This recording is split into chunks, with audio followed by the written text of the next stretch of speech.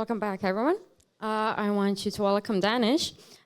He comes from Attentive, where they helped build Apache Pulsar, powered message platform that handled nearly 4 billion messages during Cyber Week. They'll share how the team moved from distributed logs to Pulsar subscription modes to improve reliability and enforce user-level exclusivity, plus the trades-off and lessons learned along the way. So please welcome him and enjoy. Thank you. Thank you so much. Can you hear me? Yeah. So I'm just going to be very brief about what the presentation would be about. So this would be more about like a case study of how we have built a system and then how we evolved a system. It's more about how we learned on production. This is not about what we should do, what we should not do. This is the problem that we at a company had.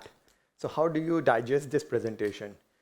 We'll talk about simple first principle architecture and distributed systems. So you learn from that. You also learn from different parts of the presentation of, okay, I can do this, I can do that, and then you follow along. If you just tag along with me. Something about me, like I said, I'm Apache Pulsar contributor. I have been in distributed systems for long. Yeah. Like I said, the focus of the presentation is we'll talk about first Attentive, because what we want to talk about is understand the use case. What is the business about? How you could use it? And then we'll talk about the problem that we had, like an engineering problem, and then different evolutions of the problem and the solution. Because you must have seen on production when you're working with a project, you apply one solution, then you iterate, you pivot, and then you keep applying the solutions. Attentive, right? So you must have seen whenever you go to a shopping website, you see a pop-up saying that, okay, enter your email address or phone number, and you get a coupon code. Or you get a reminder saying that, okay, this is the discount is happening, or you get these campaign messages. That's what Attentive does behind the scene. Again, the same idea, same thing we are reiterating that this is the flow. We are always ingesting user events. For example, you are clicking on the website, you're adding to cart, you're entering your number, your product viewing it. We take all the events, we run it through our engine, and then we decide what is the right time and right type of message. Because what we earn money on is conversion. The number of messages that we send are converted is how we make money. And we are all here just to make money at the end of the day. So it's very important to keep the North Star. About the scale. If you're building a system with 10 users, we can do anything we want. But if we are building it for 8,000 companies, and if we are delivering 4 billion messages in a day, and for Black Friday, for most of the people, I'm not sure if they're aware of it, it's a single day where most of US shops for the maximum discount. So within that 24 hours, you need the highest resilience, reliability, fault recovery. But why does it have to be faster? You can imagine you're shopping, you get a coupon code after 10 minutes. You don't care, you are moving away with your life. You want the coupon code right away. You want to be reminded at the right time. When I'm done with my work at the end of the day, I want to be reminded of that. So that's why latency is important. The milliseconds converts to millions. Understanding the architecture. So there are two basic systems. You must have seen the traditional microservices, and then event-driven architecture. We'll spend some time understanding the architecture. In event-driven architecture, there is a publisher. You must have seen service A, service B, who's publishing events to an event router. And then we have service C, D, E, which are consuming these events. How will this connect? We'll see in the next slide. I know it's just redundant, but I want everybody to be on the same page. We saw a concept prior to that called event-driven architecture. We have just applied the same principle. You can see the user events which they are clicking are the producers. We have Pulsar, and again, I would repeat if people are not aware of what Apache Pulsar is. It's similar to Kafka. It's a distributed streaming platform. If you have a scale similar to us, if you have 10K, 100K events per second, that's where you go to. You want distributed, replayability, fault tolerant. That's what Apache Pulsar is. And then you have microservices, like we saw in the event-driven architecture. We'll talk through different modes of Apache Pulsar because, like I said, this session is more about distributed systems, so we'll dig deeper and deeper into it. Same principle, you can imagine if a user had color-coded in different format, they are producing events. We have different partitions. Partition is a concept where a broker writes to a partition and one of the consumer consumes it. You can imagine this as a load balancer. You have events coming in, and then they are being distributed across consumers. And any event can go to any consumer. This mode on Apache Pulsar is called shared mode. Similarly, any event will go to any consumer, and we'll just keep auto-scaling as fast as possible. This is our status quo of the architecture was. Now we'll talk about the problem. Just reiterating what we have learned. We have learned about Attentive. We have learned about what the architecture is about, how we have learned about what architecture looks like inside it. We are publishing events. We are consuming events. Any event can go to any consumer. The problem. Remember, I started the discussion saying that every user has to get a relevant message. You can imagine we have this flood of messages coming in. So the color code is for a single user. You get a bunch of events coming in. Click, click, click, click, click. You can imagine during a shopping event, you're just browsing through the websites. You're just getting this page view after page view. And these ends up in different consumers. So these consumers are like microservices, you can imagine. And each of them are making independent decision, like in programming or in computer science we do. We take this event and we say, oh, we want to send this user a message. That's what is called in distributed system a split brain. Literally by name, you have multiple brains working across the system to make decision. So what happens if you have multiple brains? It's intuitive to know that you will end up getting 3 messages. That's like spamming. Immediately, a subscriber goes and says opt out. He says, no, I don't want that message. I'll get out of here. Not only it prevents and has a bad experience, it also prevents us from reaching the customer. So it's very fatal for us. So a very intuitive solution would be what? Let's look at what an intuitive solution would look like. An intuitive, oh, did I miss?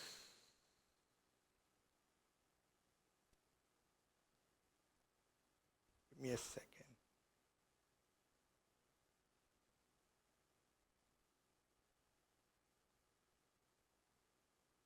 Yeah. So this is the optimal solution. We talked about split brain, intuition, one brain. Let's get all the messages for a given user to a given microservice, right? Like in load balancer, we do this sticky node thing. We get all the events being attached to a node. That's it. This is what we want, and this is what the presentation will be about. We have large scale of events, and we want only at one place. So you can imagine what usually people do. Why is it? Architecture. OK, so what do we usually do? You have split brain.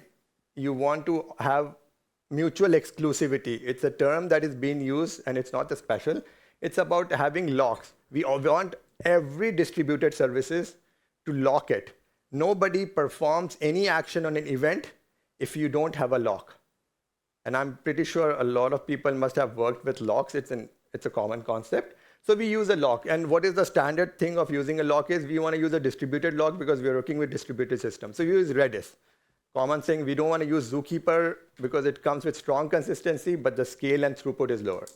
So let's use Redis. Now, Redis does provide us exclusivity. So we are good. We're able to do mutually exclusive. We are able to publish messages correctly. But then the issues start.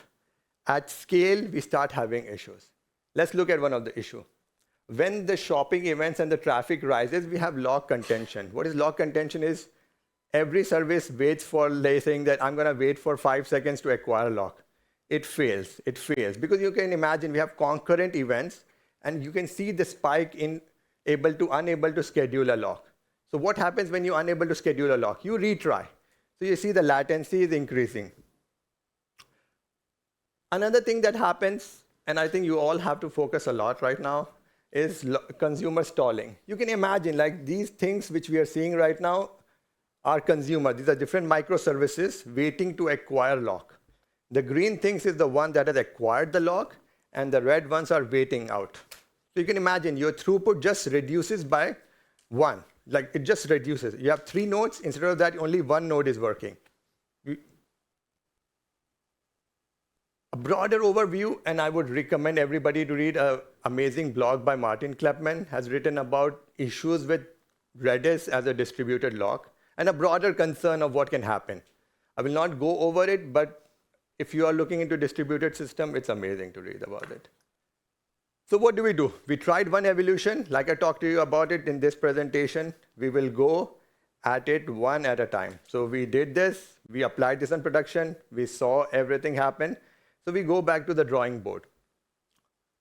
Here, we also have BFCM arriving. So that's what it's called, a Black Friday. So we have that event arriving. When I say event arriving, that is we are ready for large scale of concurrent events from happening. So we want something that scales and able to handle higher concurrency. So we look into Apache Pulsar. Remember the event router that we are looking at? So the event router itself has a different mode, which we'll try to look into it. I think we have to go back few slides prior. Before we were using it as a load balancer. Any event can go any place, right? It's a very common sense thing. Now Apache Pulsar says, okay, get rid of the distributed lock. So we got rid of one dependency from our system. We have partitions. Partitions is again another concept we use in distributed system where you write to a partition and then you consume from partition. It has been used for scalability, throughput, resilience. Now what we do is we take a partition and map it to a consumer. That is, a given user only goes to one partition. That means it will only go to one consumer. Simple concept. Nothing special, nothing ordinary, right? So what is going to happen? So you see the color coded. The color coded are the yellow ones. So a given user who's marked with yellow, so all its concurrent users or concurrent events are landing in one consumer. If you go back to my optimal slide, this is what we wanted at the end of the day. We want all the events to land in one consumer. And you can see the messages for the 3 different users. Everybody is getting now one. So we did achieve mutual exclusivity. That is, one decision has been made. No split brain effect is happening. That was about business use case. But what about scale? Here, if you can imagine, there is no stalling among the consumers. We are not stalling. Consumer 1 is not stalled for consumer 2. Consumer 2 is not stalled for 3 because there is no lock. There's literally no lock in the system. I'm not sure. I hope many of you might have interacted with locks, but it is a pain point, and it is more business logic driven. Your business logic will have that lock. If you look here, the lock has been transferred back to the distributed system, that's Apache Pulsar. So what is the impact of? So we have, okay. What are the issues with this, right?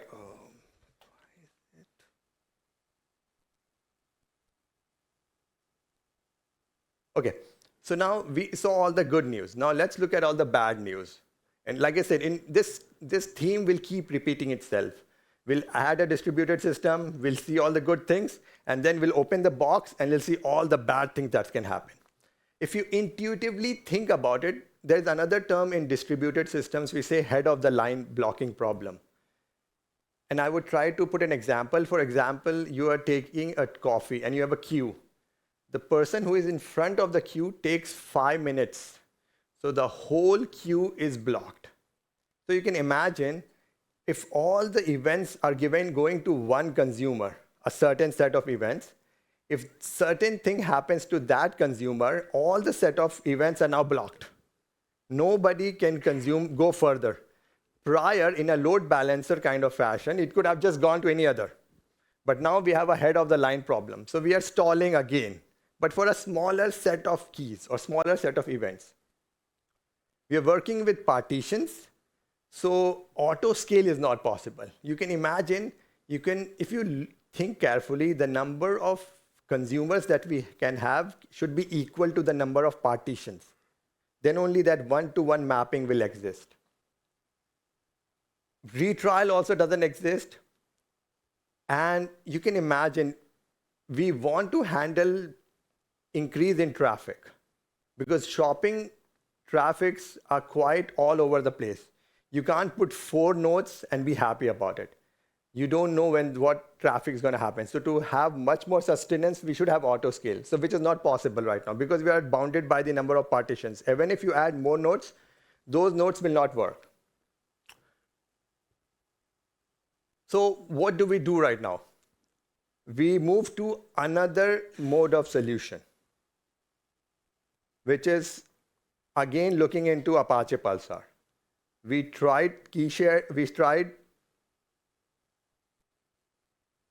the failover one. Failover had issues. So now what we want to do is, how do we move to a mode which has lesser number of issues? So we look into Apache Pulsar itself, and Apache Pulsar has another mode called key share. So if you look intuitively, if we could just have a smaller share of keys being given to that node. So look at how does that look like. I know I keep going back to this diagram, but it is the same diagram, but minor details have changed.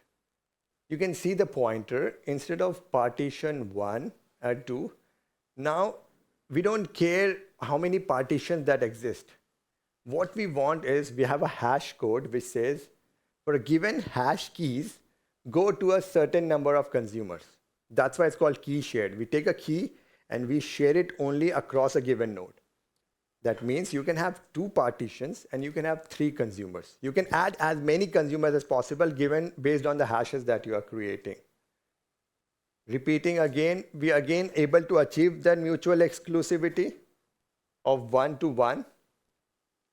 We are again able to have traffic pattern and able to concurrently serve messages. Right now, what are the positive impacts of such a solution is? Can we increase the number of nodes right now? If you look intuitively, we can, right? Because we are not even bounded by the number of partitions. Head of the line problem. So before we had only 3 nodes. Now we can have 64 nodes or 128 nodes. So the head of the line blocking problem does exist, but we can keep reducing it by adding more number of nodes. One more thing I want to talk about is how we handle BFCM or Black Friday. If you talk to all the companies who handle the large traffic pattern during Black Friday, we don't do any magical science. We just add more servers, and then we remove more servers. We are running on 64 pods. We make it 128. That's it. We throw money at the problem because that's the money-making event is for us. But then if you're running millions of dollars of nodes or servers at that during 2 days, we also want to reduce it back. And that's the issue with the previous iteration was. You can increase the number of servers and reduce the number of servers. Prior to that, we could not. Here, as you can see, we can temporarily scale it, and then we can always downscale it. And that's why it's more cost effective. Like I said, and I keep repeating again and again, the theme of the talk is the problems that we are facing. And this is the final iteration of it is, we applied this, and then we start looking into, and when this is what happens in production, and that's why case studies are important. They don't only talk about the rosy pictures, they talk about what are the concerns and issues. As I've talked to you about, producer and consumer coupling. So you can imagine I'm doing a hash of the keys. So if I do an incorrect hash, your whole business logic is messed up. The hashing is done as a business logic. So anybody can write a bug. If you write a bug in the hash, you will lose mutual exclusivity. That is a risk. And to err is human. So we have to be always careful that mutual exclusivity can be broken. We are also reducing throughput right now because of the way we batches in key share. You can imagine now we are doing batches based on keys, which has higher CPU. Because the batches, you can imagine we are sending 500 messages in a request, or we send 10 messages in a request in an I/O. So that impacts the CPU. Interesting thing I haven't talked about is what happens if a consumer crashes. And this is why it's important to know that mutual exclusivity will be broken at times. If a service says it's going to work 100% of the time, then they are just selling snake oil. It's going to work at 3 nines or 2 nines. Because you must imagine all distributed services is at least once deliverable. So it's going to at least deliver once, but if you don't acknowledge it back, it's going to deliver you again. And some other consumer can come and process it. So yes, mutual exclusivity will break, but in a very small portion, and that's the cost you have to bear.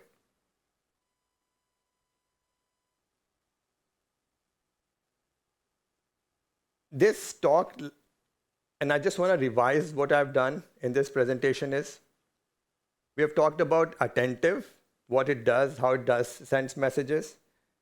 Then we have talked about what scale that we operate on and how Apache Pulsar or the architecture that we have created or we have built is for that scale of operation. Then we talked about the problem that we wanted. We wanted to have mutual exclusivity. We wanted to have all the events been processed and as a single brain.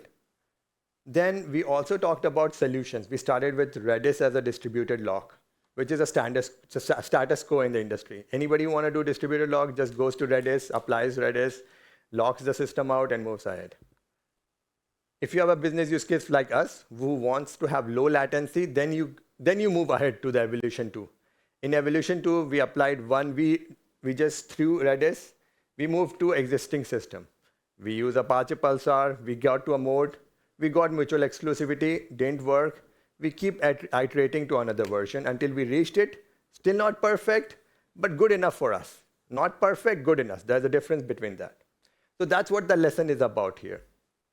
That distributed systems are hard. That was the whole summary of the presentation. Is there are edge cases after edge cases. If somebody says there are no edge cases, that means they are not looking into it.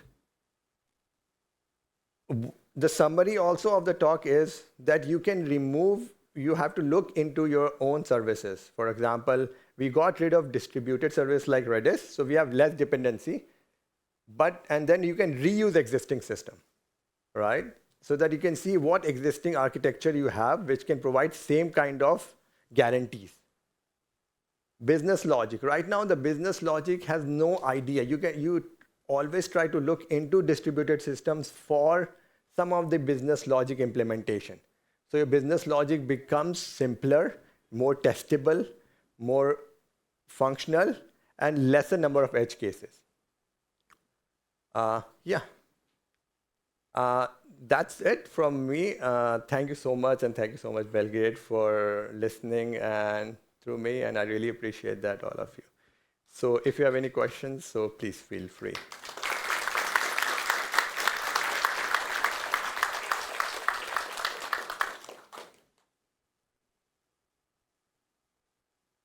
I think we have got time. So yeah, I think you get so much time back in your life. So yeah, thank you. Yeah, sure, please, yeah.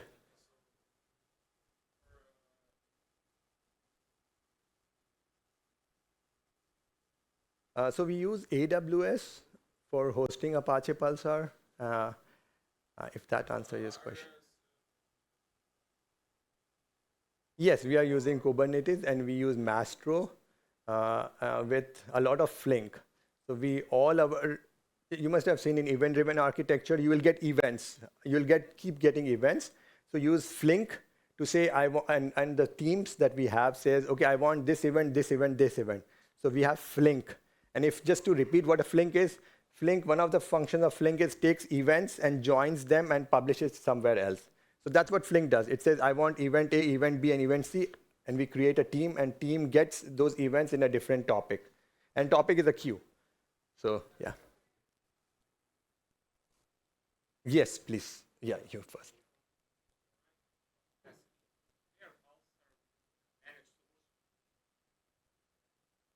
Yes, yes.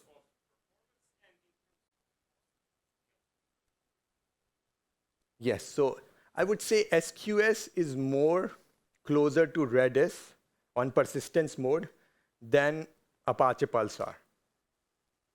SQS has a lot of limitations of replayability, recovery, of how delayed the message can be. You have to consume a message within a certain period of time. So they are not even comparable. People who are looking for SQS will use Redis for that purpose with persistent enabled. And as for cost, like I said, you have to compare Apache Pulsar with Kafka. That's where the cost will come in. Yeah, if I did answer your question, which I don't think, but yeah, sure. But yeah, you have a question. Yeah. Yeah. You mentioned that you're using a shared key. Yeah. Yeah. But what happens if you do not Yeah. crazy shopping? And then you have the consumers that are have some balance. Yes, exactly. So like I said, in key shared, you can auto scale. So the to answer your question, the auto scale, we do auto scale based on the CPU. So let's suppose your CPU goes beyond 60%, so we keep adding consumers. So a consumer issue. So a good question is about producer. So if you look at producer is a consumer to a topic prior to that, because if you look at the architecture, I cheated. I only showed you one part of it because we have this consumer is a producer to another topic. A producer is a consumer to another topic, and everything is auto-scaled. So producer itself auto-scaled when itself is overwhelmed. Did that answer the question? Okay. I just want to excuse me for being late. Okay. And another note, I would kindly ask you to use your microphone if you have a question in public, because people are recording, so the people online can hear also your question. So I have another right here. And I also have a question on the application. If it's not been asked already, how does Apache Pulsar differ from NATS in architecture, messaging model, and performance? Yeah, so I would say Kafka. Could you repeat the question about second part? So how does it differ from NATS in architecture, messaging model, and performance? Is it Lance? NATS. Is it NATS? I'm not so well aware with NATS, but I would say Apache Pulsar is more, like I said, it's an open source. So it does provide more different variation of mode that you saw. It has different versions in which you want to be more applicable with. NATS I'm not aware of, but I can try answer it after the presentation to the person if that helps. Thank you. Any more questions in public, or you want to write a message? Okay. Okay. Then it's a wrap. Thank you so much. Thank you, everyone. And